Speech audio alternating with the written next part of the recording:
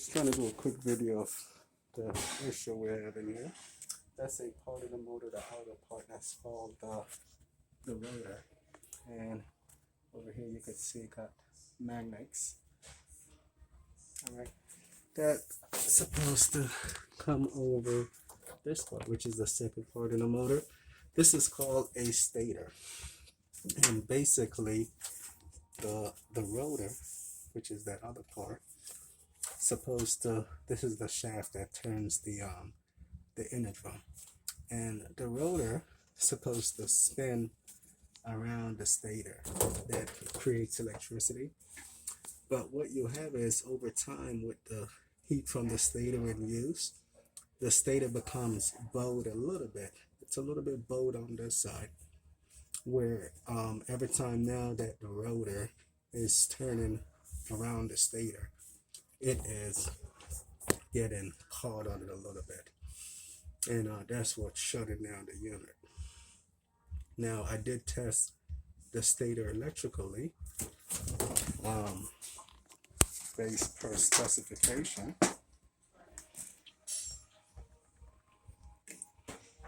All right, so we're getting the LE error code, which is the lock motor error. Okay, so I went ahead and I tested the motor. You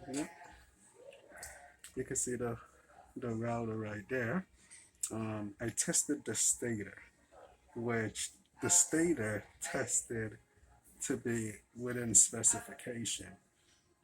When I tested it from the main control board over here, tested to be within specification.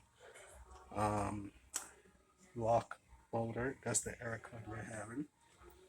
So that tested to be within specification. Also, the Hall sensor tested to be within specification.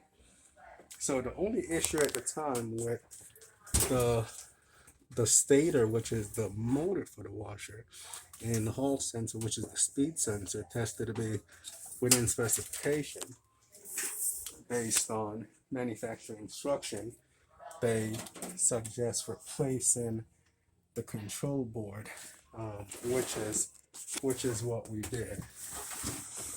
Now, turns out that it's the actual stator and rotor assembly that needs to be replaced. Let me come and put it in diagnostic mode right there. You can see it in diagnostic mode. And go to my service manual.